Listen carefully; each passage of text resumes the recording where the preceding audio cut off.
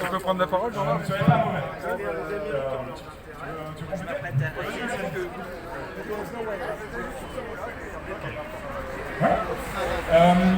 Et donc, moi je me souviens, au tout début d'Internet, alors j'ai eu la chance de grandir avec Internet et finalement pouvoir me méfier des pièges qui ont été posés les uns après les autres. Tout le monde me disait, utilisez Google, c'est simple, c'est facile, c'est puissant, et en effet, c'était très puissant. Sauf qu'évidemment, ce qu'on ne sait pas quand on est jeune, on débute sur Internet, quand on est jeune, entre guillemets, d'âge, mais aussi en termes de connaissances, c'est que il se passe plein de choses derrière finalement ce beau mur coloré qu'on nous présente. Et notamment, il y a tout ce qui est récolte des données.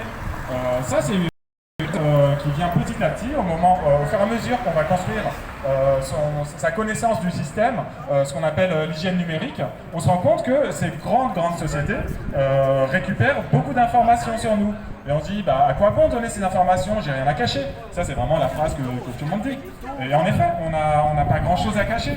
Sauf que ça, c'est des informations qui sont très précieuses pour les gouvernements, pour les grandes entreprises. Donc la première étape qu'on va vous dire, c'est si c'est gratuit, c'est vous le produit. Et en effet, si c'est gratuit, c'est qu'on va profiter finalement des données qu'on récolte sur vous pour en savoir plus et pouvoir vendre de la publicité qui est ciblée. Donc beaucoup de gens vont dire, c'est très bien finalement d'avoir de la publicité ciblée, ils vont me proposer des choses dont j'ai besoin. Et finalement, ces gens-là ne se rendent pas compte qu'ils se font exploiter finalement par un système qui va les conduire dans une sorte de bulle, qui fait que ces systèmes les connaissent mieux qu'eux-mêmes se connaissent. Et donc petit à petit, quand on crée des bulles comme ça, on peut influencer finalement des publics vers une façon de penser particulière. Et donc, à force d'utiliser ces outils et d'en devenir dépendant, parce qu'il existe de très nombreuses alternatives, finalement on s'enferme dans ces systèmes. Tout à l'heure on était devant Facebook. Facebook est très puissant, on disait que l'un des aspects de leur puissance, c'est le fait qu'ils aient beaucoup d'argent, ils aient pu développer des algorithmes qui sont puissants, ils ont pu développer des interfaces qui soient très agréables à utiliser, mais c'est surtout en fait qu'ils ont réussi, ils ont été les premiers sur le marché à récupérer finalement une masse de personnes qui se sont inscrites sur un système.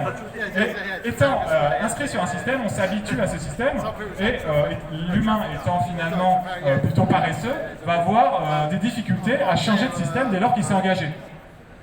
Et à force, en fait, ces systèmes nous habituent finalement à rester ensemble, et ils prennent de l'ampleur, ce qui fait que si je vais sur un autre système que Facebook, je suis plus capable de discuter directement avec mon voisin, parce que mon voisin, lui, est sur Facebook et uniquement sur Facebook. On peut dire pareil sur Google, on peut dire pareil sur un certain nombre de GAFAM, ce qu'on appelle les GAFAM aujourd'hui. Il pourrait y en avoir des nouveaux demain. Et donc, ça, c'est un premier pas finalement. Le fait de nous enfermer dans un système qui devient de plus en plus gigantesque, avec une inertie qui fait qu'on ne peut plus assertif. La deuxième chose, c'est que toutes les informations qu'on va leur donner gratuitement, sans forcément en signant finalement un contrat, en appuyant sur un bouton, j'ai compris, parce que le contrat est tellement long que personne ne veut le lire. D'ailleurs, il y a un site qui s'appelle Term of Service Didn't Read, TOSDNR, qui va donner en fait des informations très synthétisées de ce qu'on signe à chaque fois quand on s'engage chez un GAFAM, chez un grand site internet. TOSDNR. Donc je vous invite à lire ça. Et donc en fait ils font le profil de différentes grandes entreprises en voyant ce qui est bon et moins bon. Ils mettent des notes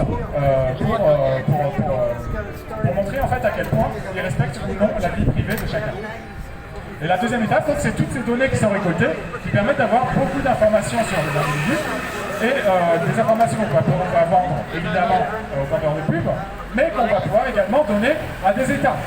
Et c'est ce qui s'est passé avec l'affaire de Snowden, qu'il a révélé. C'est-à-dire que c'était une sorte de secret de polichinelle pour qui s'intéressait à ce sujet. Tout le monde savait que les grandes entreprises, ces grands GAFAM donnaient des informations aux États. Et Snowden, finalement, l'a montré noir sur blanc avec toutes les preuves qu'il y a. Et finalement, depuis, les gens continuent à utiliser ces systèmes parce qu'ils sont pratiques, ils n'ont pas envie de changer, et de toute façon, tout le monde est sur ces systèmes, on ne peut pas faire autrement.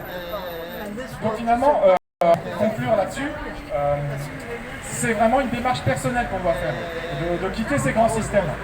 Ces grands systèmes qui sont à la fois des boîtes privées et qui sont elles-mêmes finalement téléguidées par des États. On a su après coup que Google finalement a pu démarrer ainsi que Facebook grâce à l'État américain. Ils ont reçu des grandes sommes. Voilà, donc c'est vraiment un travail personnel qu'on doit faire pour se dégager de ces grandes GAFAM. Il existe de très nombreuses alternatives. Je vous invite à consulter un site qui s'appelle Wikilibrist, comme équilibriste mais avec Wiki. Ce site permet de donner plein de façons de gérer sa vie privée, son hygiène numérique et de trouver des alternatives, que ce soit directement sur les systèmes de notation qu'on utilise, les navigateurs qu'on utilise, mais aussi les outils type moteur de recherche et ainsi de suite. Voilà, merci.